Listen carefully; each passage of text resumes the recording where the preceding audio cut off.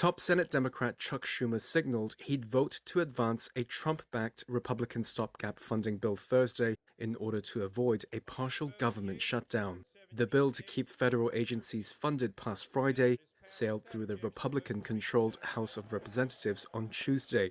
Schumer said Thursday his party would provide the votes to avoid a shutdown, doing so grudgingly, as many Democrats have said the bill shortchanges social safety net programs. Republicans' nihilism has brought us to the brink of disaster.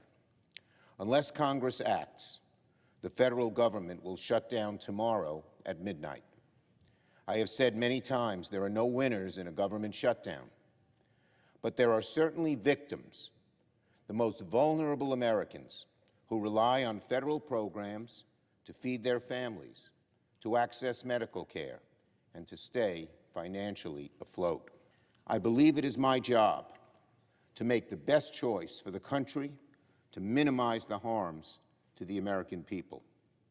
Therefore, I will vote to keep the government open and not shut it down. Up until Wednesday, Schumer had said his caucus was unified in not letting the bill pass the Senate.